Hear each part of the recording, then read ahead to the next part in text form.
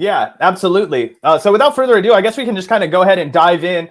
I have some quotes that we can go over and kind of take a look at. And one of these things that I really liked about this introduction is that it kind of it gives you an idea of who Matt Taibbi is. And, he's kind of, he's very formal in his, presentation. Like, he takes his role as a journalist and the way that he presents himself extremely seriously. And a lot of people think that he's like terse or whatever. I think he actually has a really good sense of humor. He's just when you see him on camera or you see him, recording, doing something, he's like taking his role as a journalist really seriously. So he doesn't like fuck around and fuck off like people like me and Gavin do. But anyway, so he says, I grew up in the media. In 70s Massachusetts, my father took a job at a fledgling ABC affiliate called WCVB TV. These being the glory days of local television news, my childhood ended up being a lot like the movie Anchorman. I was regularly exposed to the plaid suits, terrible facial hair, and oversized microphone logos the Will Ferrell movie made famous. There are photos of my father in a yellow bow tie and mutton chops. More seriously, Channel 5 and journalism became as intimately a part of my identity growing up as, say, baseball must have been for Barry Bonds. I was fascinated by my father's work. He had a ritual he called the phone attack. When he came home at night, he would pour himself a drink, light up a Camel unfiltered, and start going through his giant Rolodex, pulling names out at random. Then he would dial his clunky rotary phone and call people to chat. As a boy watching, I learned this lesson. Sources are relationships that must be managed both when you're doing a story and also when you're not. People need to feel like you're interested in their lives for their own sake, not just when you need something from them. Also, ask people what they want to talk about, not about one thing in particular. And either way, I wanted to read this quote because I think it's the perfect illumination for one, why he is such a thorough critic of the media and why he does have so much nostalgia and warmth towards that media structure and a belief that it can be successful again. Right now, Matt Taibbi, as is evident in the rest of this book as we continue reading, is not quick to overlook the structural flaws that existed in media that predate his time in the industry. Right, he began his book with a conversation with Noam Chomsky, who is probably one of the most renowned media critics of all time, right? So he's not overlooking that, but what he is, I think, doing in a way that is effective is he's trying to examine like where everything went wrong and what was working in the past that isn't working now. Yeah, and it's so true. Kind of what he's observed about the way that sources and journalists interact with each other, and generally the relationship a journalist has with their kind of fact-finding or investigative mission. Later in this chapter, he mentions that now it's common practice as a journalist to just as you're compiling your piece, searching for stories or links to include in it to basically make your point or find things to reinforce the point you're trying to get across. Meanwhile, whereas back in the day, it was more common to just talk and try to get to the bottom of the truth that way, instead of just trying to, starting with one idea in mind and then, going from there to try to justify it. And I think that's something that a lot of, good journalists are guilty of. That's something that I've been guilty of in my own writing. Sometimes I'll start off with a piece and, I have a thesis in mind and, I go and collect things that, make my point for me. I'm not interested in, reading the other opinions or including them in my article. I want to make my point and, selectively find information and facts to make it for me. And that's pretty commonplace. And there's nothing necessarily wrong with that, but it definitely does turn it less objective. And again, I think there's definitely a place in our media for, unobjective journalism. That's what Zac and I do, commentary, and even Hunter S. Thompson, who of course was, Matt Taibbi's predecessor at Rolling Stone, famously was not a big fan of trying to present any sort of objectivity in his work. He, famously said, don't look for that under any byline of mine. So it's an interesting conversation to have. And you're right, that Taibbi's certainly not just, romanticizing the media of the 1950s or whatever. Like, that's not the point of Hate Inc., not at all. And he, starts the book by essentially talking about how, the media has changed, but it always has been within this certain terms of discussion. And that's why this book is kind of a spiritual, sister to Manufacturing Consent in a sense. Yeah, exactly. And in an interview, I've heard him talk about how, or maybe it was another piece he wrote, God can never remember the difference anymore, source amnesia, I'm sorry guys, but he was making the point that he never thought he would be the guy that was out here being like, hey guys, I think there actually is room for that like neutral tone, neutral voice, reporting, because he was always the guy that was like, that shit sucks, like I want to do the Hunter Thompson style, like I want to eat acid before I interview this guy. that sort of thing. And, he did that kind of stuff all the time early on in his career.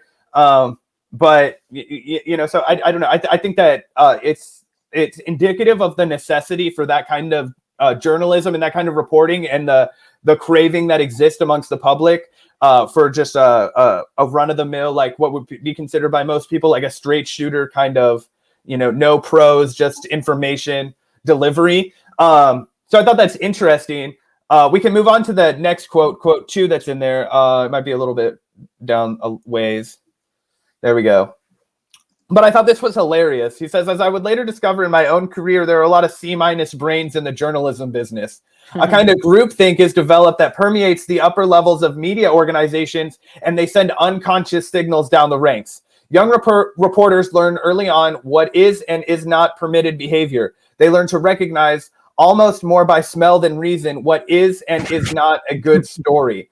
Chomsky and Herman describe this policing mechanism using their term flack. Flack was defined as negative response to a media statement or program. So I actually listened to a good conversation between friend of the show, Jordan Cheriton.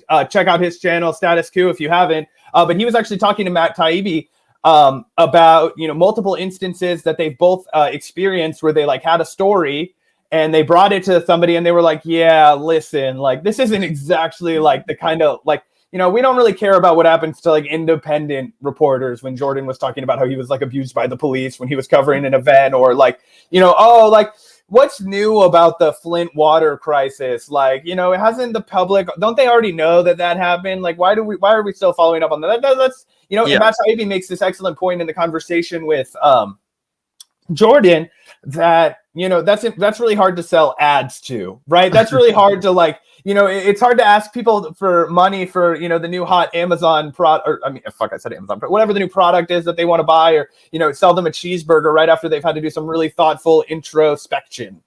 Yeah, and this is the kind of culture that's enforced in journalism from the very, very beginning. And to get to the point of being hired at somewhere that's prestigious and established, you're so baked into that ideology and that, way of thinking that it's almost becomes second nature. My own experience with this, actually, funny enough, goes back to my high school days in the high school paper where I wrote and was easily probably the best writer on staff. I'll just say that.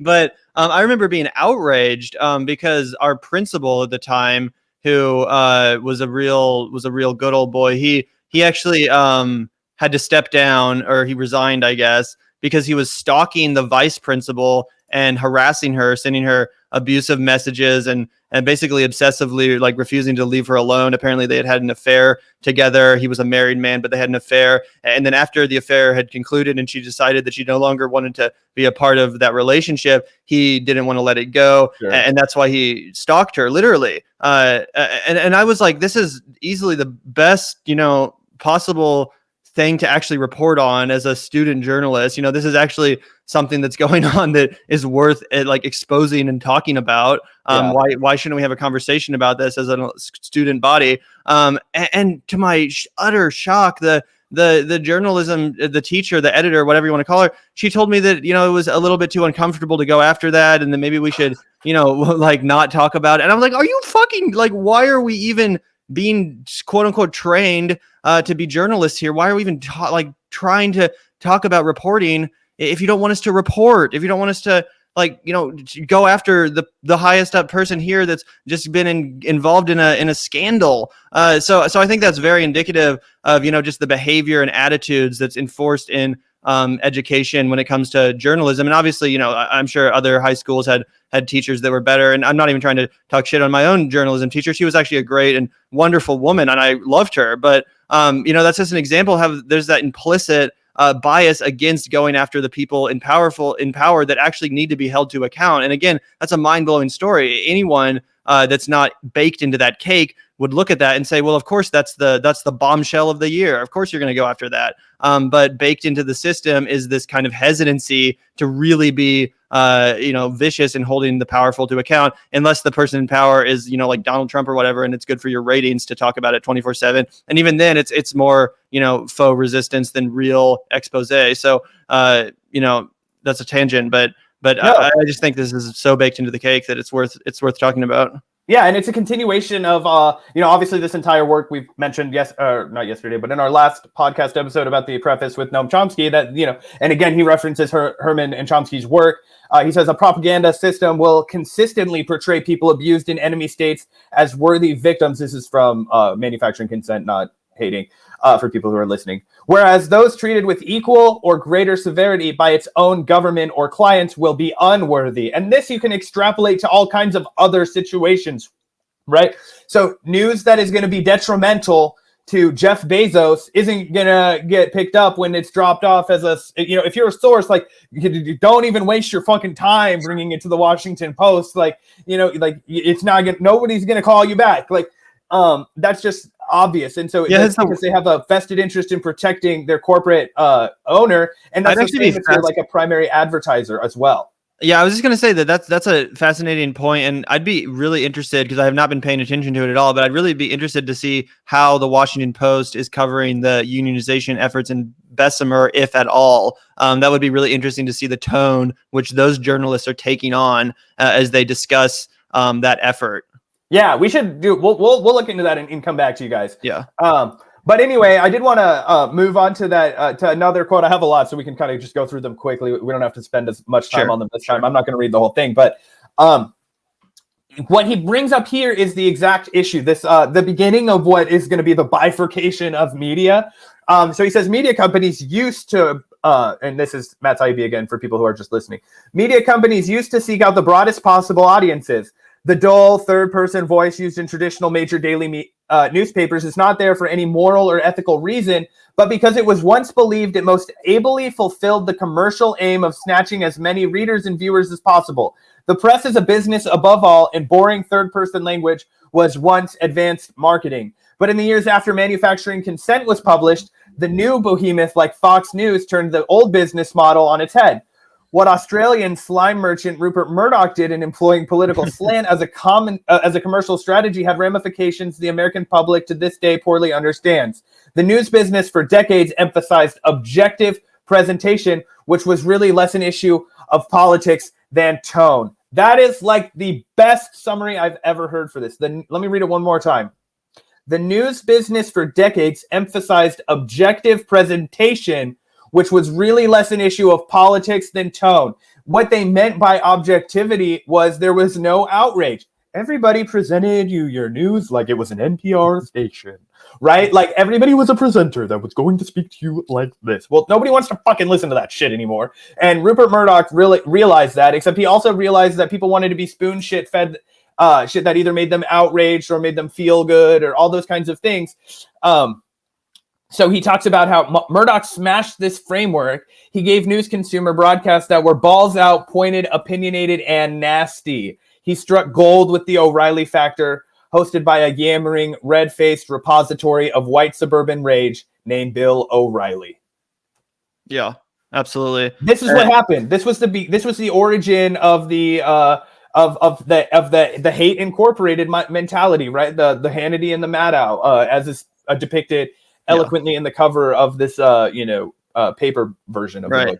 And I think Matt Taibbi, this point really is compelling because it's being made by Matt Taibbi himself, again, who does his own fair bit of editorializing and humor in his writing. Again, even saying slime merchant to describe Rupert Murdoch is quite a departure from that very neutral, quote unquote, objective tone that was once upheld in reporting and in media.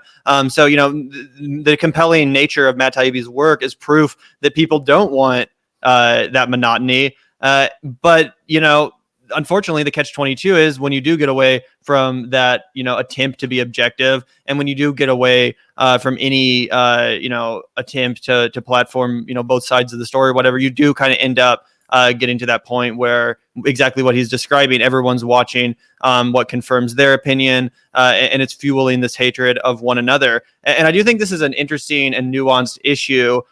Because again, I don't think anyone, including Matt Taibbi, would want there to be a uniform North Korea style state TV where everyone is watching the same broadcast, and there's no differing, channels or options for people to hear other viewpoints. I don't think that's at all the solution. And I certainly wouldn't want to return to, the 1950s where news is incredibly boring. Again, I've defended the infotainment sector of the media economy, and especially and we should be plainly clear, we're operating in it.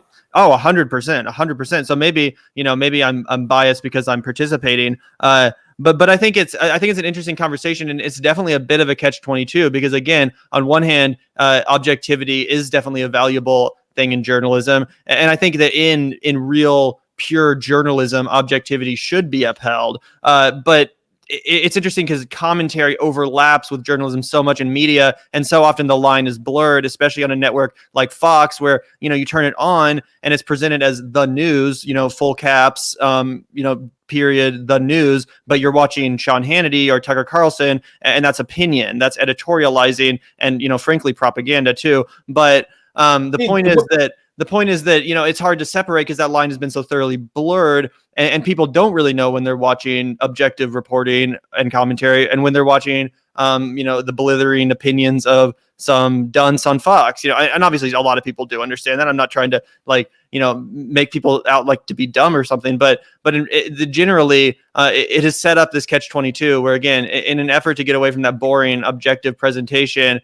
we have kind of over factionalized the media environment and ecosystem to the point where everyone is just reconfirming their own biases in an echo chamber. And that's obviously only been, compounded by social media and algorithms, which just feed you more of what you want to see and really don't challenge your viewpoints at all. If you're watching MSNBC on YouTube, that's what it's going to suggest to you next. And frankly, even if you're watching this show, MSNBC is going to be what they suggest to you next. Right. And I think that there is a little bit, it needs to be said, right, that, when you say objectivity in journalism, it really, what it means is that you should kind of cover all sides, right? Because there's no person who is objective on any matter that they're informed on, right? That's the way that the human mind works.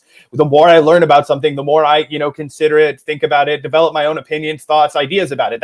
That's why it's nonsense for people to come out and be like, I'm an objective journalist. Okay, well, then you don't know what the fuck you're talking about, because you're naturally going to be impassioned about something that you're familiar with and you're intimately involved with. Like, I don't know what people, to the capacity, but if you're a journalist, if you're working in media, like, it has to be your whole life or nobody is going to fucking hear from you. So you're constantly dedicating countless hours to studying these things as they're unfolding. You're reading books, you're reading articles, you're having conversations, you're trying to understand these things as best as you can. And as a result, you're naturally, as a human being, going to develop your own positions on these issues. So what the framework that these people are discussing, and like Matt Taibbi pointed out, it's largely an issue of tone at the time, and it should be a broader issue. But in that tone, they also were required, and this is legally, it expired now. It doesn't require, the FEC no longer requires it, but they had like what was called, I can't think of the name of it, fuck me, but it was like the Fair Air Act or something. I mean, it was something about how you had to have at least some amount of your airtime devoted to an oppositional perspective. And this wasn't like you had to like platform David Duke, but you had to like, give some credence to like the idea of like, I'm arguing that we shouldn't have any borders. I have to be able to say it. Some people think we should have borders because they think we can't handle the influx of immigration, and have to like give voice to that and make it a well-rounded kind of thing. The problem is that obviously that wasn't ever happening really. It was just like a specific slice of what was acceptable, right? They would leave out anything that they didn't want to talk about, that they didn't have to. So they would leave out anything completely so that they wouldn't have to provide that 180 scope of it. It was very selective, and they played a bunch of games with it. But the fact of the matter is it did root the news in something.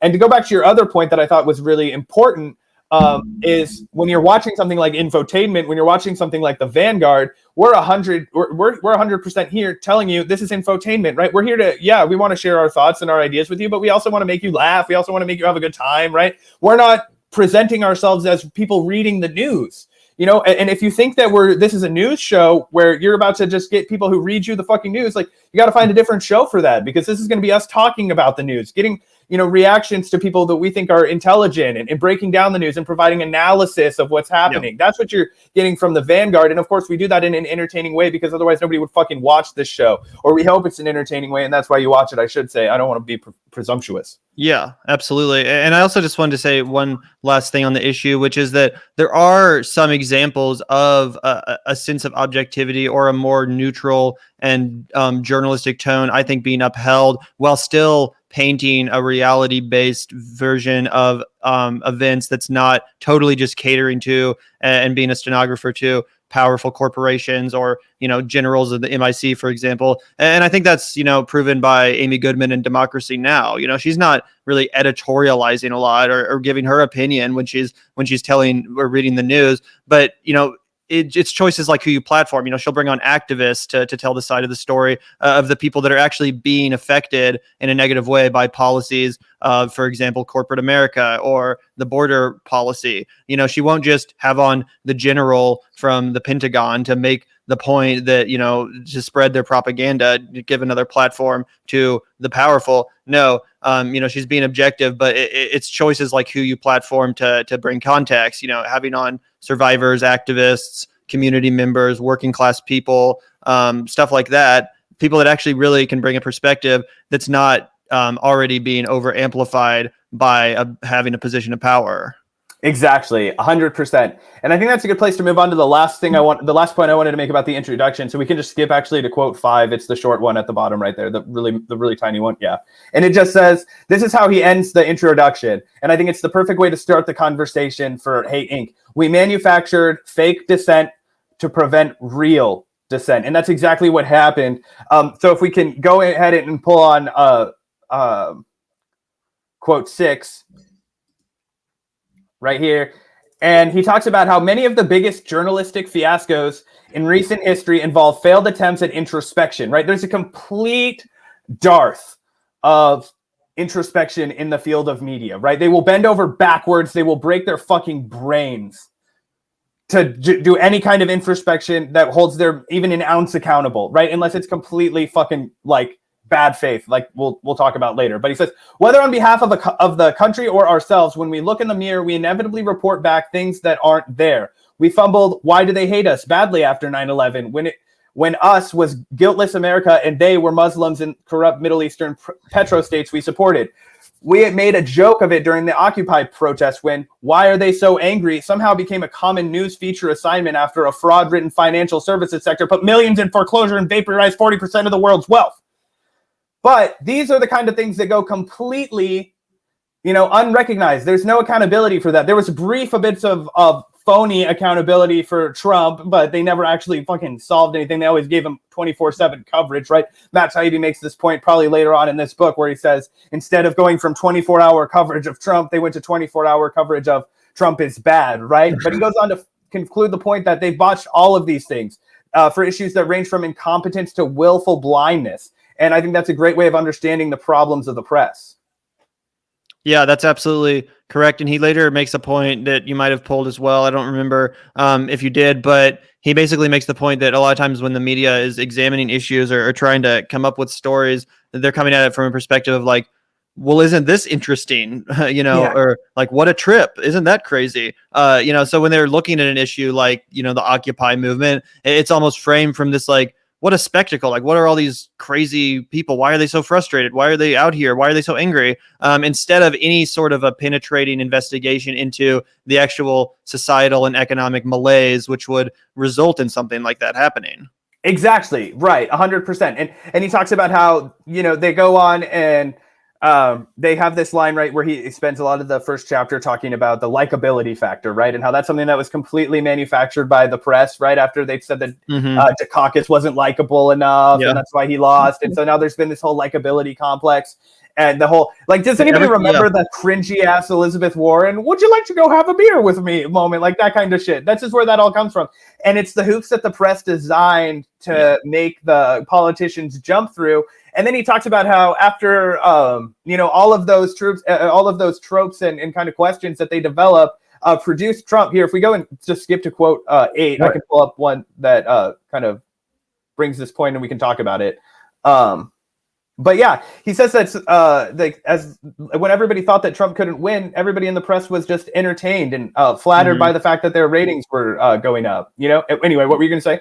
Oh, it's all good. And that's a great point that, yeah, the press totally just fueled Trump and basically just sat there idly by without realizing what they were, in fact, doing and empowering. But my point was that, with Dukakis, certainly, that was a big moment where, his likability wasn't on par. So he wasn't treated the same by the media. But honestly, ever since even television has been around, this has been a dynamic at play. Going back to the Kennedy-Nixon debate, famously pointed out that the, more handsome and charismatic Kennedy won more because of his looks than probably anything else. Not that his policy wasn't probably, far better too. But then if you think about, yeah, exactly. But then if you think about, even Carter versus Reagan. I mean that dynamic was certainly at play then as well. Carter was a more or less charismatic, more intellectual type guy up against a literal movie star who had that ability to speak. And I mean, if you listen to some of Reagan's speeches there,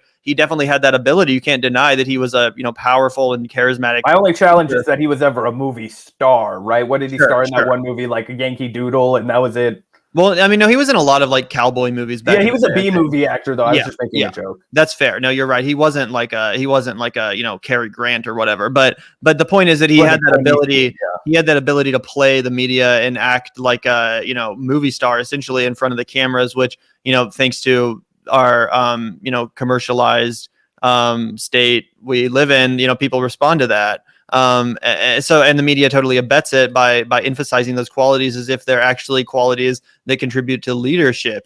Some of the worst, most horrific genocidal maniacs were great speakers. That doesn't make you a good fucking leader. That doesn't make you a moral or just person. Again, Hitler was a great speaker, a commanding voice. So was Reagan. That doesn't mean that those people were good leaders. In fact, they were some of the worst. So it really is crazy and criminal that the media empowers, looks and personalities, because it does have grave consequences.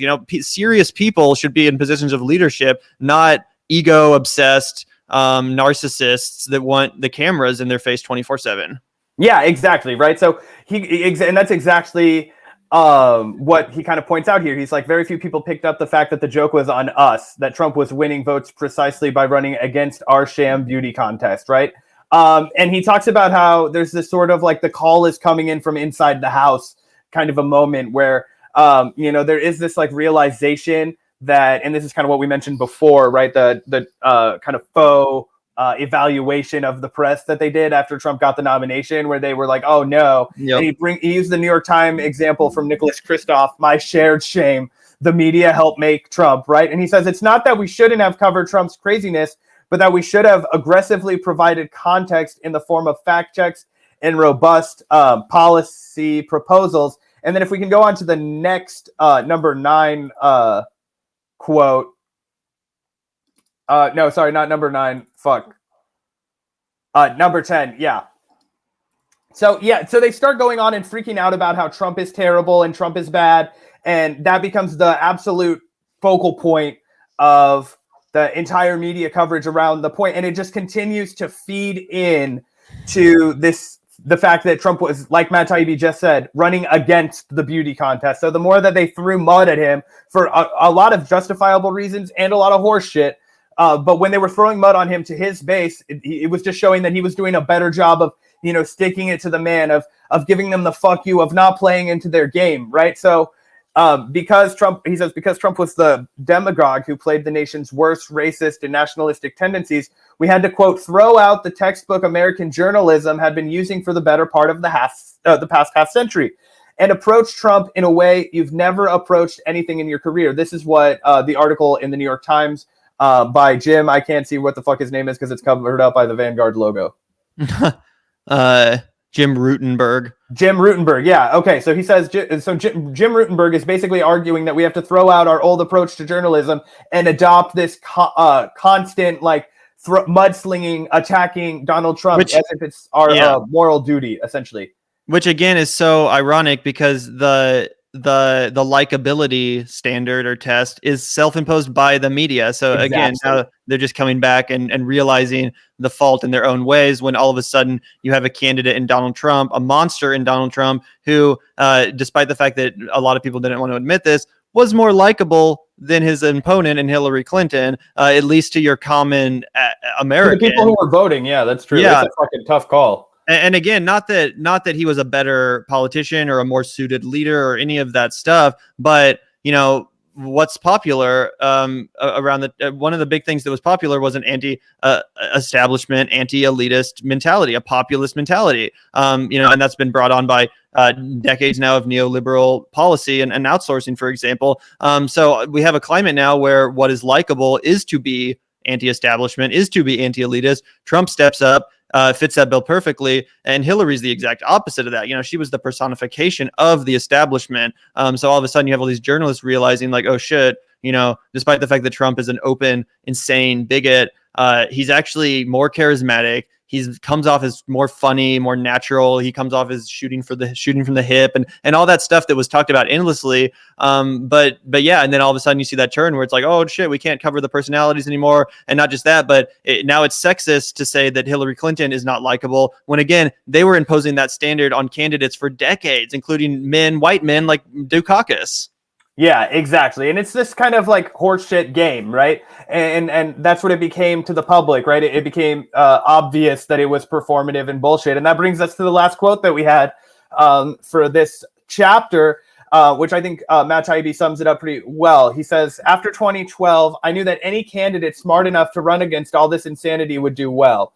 When I saw in early 2016 that Trump was doing exactly this, I had a flash of insight he was going to be president. In the first feature I wrote about Trump, I talked about how he was looking unstoppable and explained, it turns out we let our electoral process devolve into something so fake and dysfunctional that any half-bright con man with the stones to try it could walk right through the front door and tear it to shreds on the first go. God, what a beautiful writer is Matt Taibbi, but that's a side note. And Trump is no half-bright con man. He's way better than average. I remember reading this piece, actually. I remember reading this piece because I, at the time, was working on a piece for my high school paper about how essentially the argument was that the United States could go one of two ways. They could go the Trump route or they could go the Bernie Sanders route, but there was no way that they could go the Hillary Clinton route. And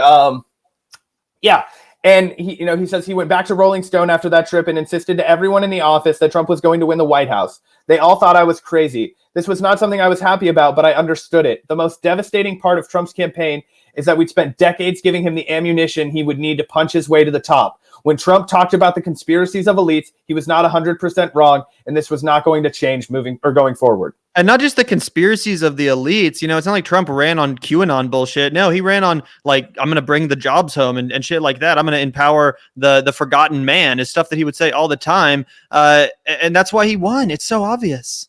Yeah, exactly. And so I guess for this conversation, and the key point that you can take away from Matt is the one that he had listed in that quote, which is that the media manufactured fake dissent to prevent real dissent, and what they got instead was Trump.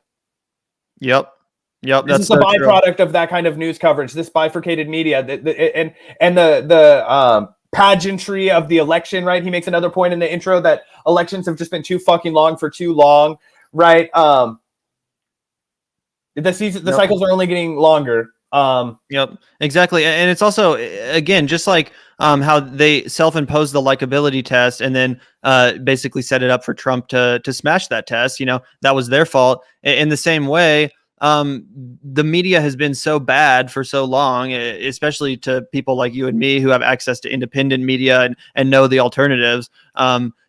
Corporate media is so bad but also so up their own asses that when Trump started attacking them, they pointed that and were like, what an outrage. This is disgusting. And assumed everyone would take their side, not knowing that everyone took Trump's side because they also hate the media. It's fucking crazy. And I think he makes this point. Any other industry where you have an 80% disapproval rating would prompt some self-reflection. Not in journalism, man. And not in the media. We're so fucking egotistical that we refuse. Which makes sense why they buddy up with Congress, who also has a 20% approval rating, cohorts in fucking disapproval.